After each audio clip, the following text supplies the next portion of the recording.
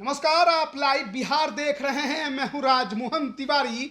2024 लोकसभा चुनाव का दंगल बिहार के अंदर शुरू हो चुका है। बीते कुछ महीने से जिस प्रकार के राजनीतिक हलचल देखने को मिल रहे हैं, उससे आप ये अंदाजा लगा सकते हैं कि आगामी चुनाव कितना कांटे का होने वाला है।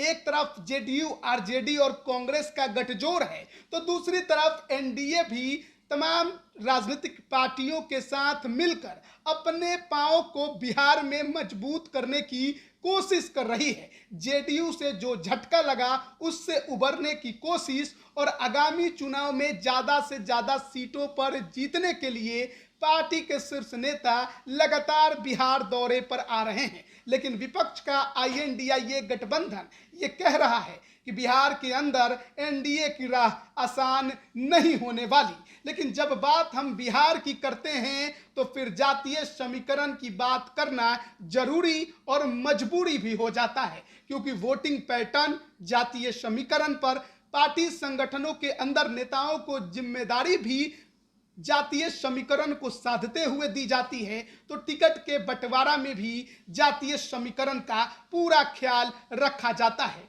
लालू यादव की पार्टी एमवाई समीकरण पर पुराने समय से चलती आई है, लेकिन तेजस्वी यादव ए टू जेड की बात करते हैं। लेकिन आज हम जिस पार्टी की बात कर रहे हैं वो आरजेडी ही है। क्यों? क्योंकि तेजस्वी यादव बिहार के उप मुख्यमंत्री जिस ए टू जेड की बात कर रहे हैं, वो आगामी लोकसभा चुनाव में कितना कारगर बनाएंगे उसे, और उस हिसाब से कितने उम्मीदवारों को टिकट देंगे, ये तो वक्त बताएगा। लेकिन बीते 2019 के लोकसभा चुनाव में जिस जातीय समीकरण को साध कर उन्होंने टिकट बंटवारा किया था, वो उनके लिए रास नहीं आया। जो महागठबंधन 2019 में था, उपेंद्र कुशवाहा, जीतन राम मांझी, मुकेश सहनी, कांग्रेस के साथ, वो महागठबंधन पिछली बार बुरी तरह से फेल्योर हो गया था।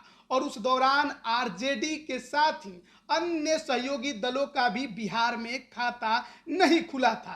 केवल कांग्रेस एकमात्र किशनगंज की सीट पर जीत दर्ज कर पाई थी। तो 2019 के लोकसभा चुनाव में आरजेडी ने जिन सीटों पर उम्मीदवार उतारे थे, उसमें यादव, राजपूत, मुसलमान, दलित और अति पिछड़ा को उन्होंने उम्मीदवार बनाया था। यानी कई ऐसी कम्युनिटियां थीं जिसको आरजेडी ने सीधे दरकिनार कर दिया था। यानी किसी को भी उस कम्युनिटी से आने वाले नेता को टिकट नहीं दिया गया था। बता दें कि बीते चुनाव में आरजेडी 19 सीटों पर उसने कैंडिडेट उतारा था, जिसमें 8 सीटों पर यादव कैंडिडेट उतारे गए थे, 5 सीटों पर मुसलमान कैंडिडेट, 3 सीटों पर सवर्णों में केवल राजपूत कैंडिडेट उतारे गए, 2 दलित कम्युनिटी से आने वाले नेताओं को मैदान में उतारा गया सुरक्षित सीट पर, और 1 सीट अति पिछड़ा को दी गई थी। जिन 8 सीटों पर यादव कैंडिडेट उतारे गए थे,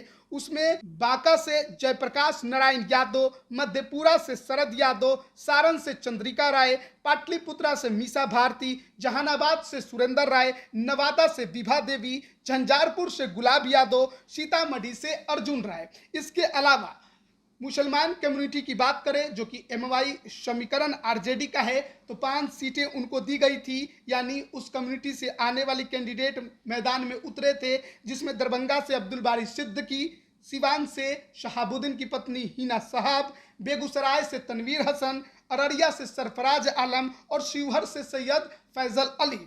इसके अलावा सवर्णों में केवल राजपूतों को ही उम्मीदवार आरजेडी ने बनाया था, जिसमें 3 सीट उनको दी गई थी। यानी आरजेडी के सिंबल पर कैंडिडेट उतारे गए।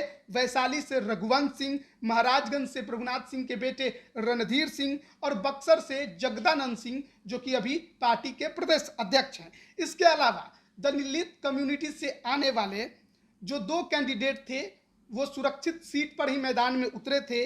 गोपालगंज से सुरेंद्र राम और हाजीपुर से पशुपति कुमार पारस के सामने आरजेडी ने शिवचंद्र राम को कैंडिडेट बनाया था। अति पिछड़ा कम्युनिटी से केवल 1 कैंडिडेट को आरजेडी ने मैदान में उतारा था, भागलपुर सीट पर बुलो मंडल को। तो ये 2019 का जातीय समीकरण आरजेडी का था टिकट बंटवारे में। लेकिन जिस कम्युनिटी को पार्टी ने दरकिनार कर दिया, टिकट नहीं दिया। उसमें ब्राह्मण से किसी को टिकट नहीं दिया गया, भूमिहार से किसी को टिकट नहीं दिया गया, मल्लाह से पार्टी ने किसी को टिकट नहीं दिया, कुशवाहा कम्युनिटी से आने वाले नेताओं को भी टिकट नहीं दिया गया, कुर्मी कम्युनिटी से आने वाले नेताओं को भी टिकट नहीं दिया गया। हालांकि इसमें कुछ चर्चाएं जरूर लोग कर सकते हैं, क्योंकि उस समय उपेंद्र कुशवाहा की पार्टी आरजेडी के साथ सहयोगी दल की भूमिका में थी और उपेंद्र कुशवाहा भी मैदान में थे, तो इसलिए शायद आरजेडी ने किसी कुशवाहा को नहीं उतारा हो। लेकिन आप उससे पहले देखिएगा तो आलोक मेहता को आरजेडी हमेशा से चुनावी मैदान में लोकसभा के अंदर उतारते रही, लेकिन पिछली बार उजियारपुर सीट उपेंद्र कुशवाहा के खाते में गई तो आलोक मेहता मैदान में नहीं उतरे। इसके अलावा मुकेश सहनी भी पार्टी के साथ थे गठबंधन में, हो सकता है इस वजह से किसी मल्लाह को कैंडिडेट नहीं बनाया गया हो, लेकिन भूमिहार और ब्राह्मण कैंडिडेट भी आरजेडी ने किसी को नहीं बनाया। तो ये 19 सीटों का बीते चुनाव का लेखा जोखा था और इसी जातीय समीकरण पर आरजेडी ने बीते चुनाव में टिकटों का बंटवारा किया था, लेकिन हस्त्र थोड़ा खराब रहा और पार्टी फेल्योर साबित हुई, समीकरण पूरी तरह से नहीं सध पाए और आरजेडी एक भी सीट पर चुनाव नहीं जीत पाई। उस समय जेडीयू बीजेपी के साथ थी, एनडीए गठबंधन 39 सीटों पर चुनाव जीतने में कामयाब रहा। हालांकि अब वर्तमान की परिस्थितियां बदली हैं, नीतीश कुमार की पार्टी आरजेडी के साथ गठबंधन में है, तो उम्मीद आरजेडी को है कि आगामी जो 24 का लोकसभा चुनाव है उसमें पार्टी बेहतर काम करेगी। हालांकि आरजेडी के लिए और जेडीयू के लिए इस बार थोड़ी समस्या भी होगी, क्योंकि जिन 19 सीटों पर आरजेडी ने चुनाव 2019 में लड़ा था उसमें से 8 सीटों पर जेडीयू कैंडिडेट चुनाव जीते हैं और ऐसे में जो आगे की परिस्थितियां होंगी सीट बंटवारे की, उसमें आरजेडी जेडीयू के बीच सीटों का कॉन्फ्लिक्ट हो सकता है। उसमें कई सीटें होंगी जहां पर जेडीयू को आरजेडी के लिए सीट छोड़नी पड़ जाए। अब देखना बड़ा दिलचस्प होगा कि बांका, मधेपुरा, जहानाबाद, झंझारपुर, सीतामढ़ी, सिवान, गोपालगंज और भागलपुर सीट में से कौन वो सीट होंगी सिटिंग सीट जो जेडीयू आरजेडी के लिए छोड़ेगी। हालांकि कुछ ऐसे भी कैंडिडेट हैं जो अब इस दुनिया में नहीं रहे, जो पहले आरजेडी के टिकट पर 19 में चुनाव लड़ चुके हैं, जैसे मधेपुरा से शरद यादव, अब इस दुनिया में वो नहीं है। हालांकि उनके बेटे आरजेडी के टिकट पर चुनाव लड़ने की तैयारी जरूर कर रहे हैं,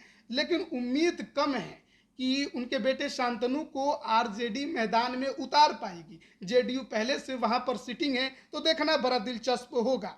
इसके अलावा अगर बात करें वैशाली की, तो रघुवंश बाबू भी अब इस दुनिया में नहीं रहे, तो इस सीट पर भी किसको कैंडिडेट बनाएगी आरजेडी, चर्चा जरूर लवली आनंद की हो रही है, लेकिन देखना बड़ा दिलचस्प यहाँ पर भी होगा। इसके अलावा सारण की सीट की बात करें तो लालू यादव के समधी चंद्रिका राय पहले आरजेडी में थे, लेकिन जिस प्रकार से पारिवारिक विवाद हुए हैं उसके बाद वो जेडीयू में आ गए हैं, तो सारण की सीट पर भी आरजेडी किसे कैंडिडेट बनाएगी ये भी बड़ा सवाल है। और इसके अलावा सिवान की सीट की बात करें तो जेडीयू वहाँ से सिटिंग में है और हिना साहब जो हैं वो आरजेडी में दरकिनार कर दी गई हैं, तो वहाँ की लोकसभा सीट की लड़ाई भी बड़ी दिलचस्प आपको इस बार देखने को मिल सकती है। हालांकि बीते चुनावों के समय 2019 की बात करें तो कोई बड़ा भूमिहार चेहरा आरजेडी में नहीं हुआ करता था, तो उम्मीदवार कांग्रेस के तरफ से भूमिहार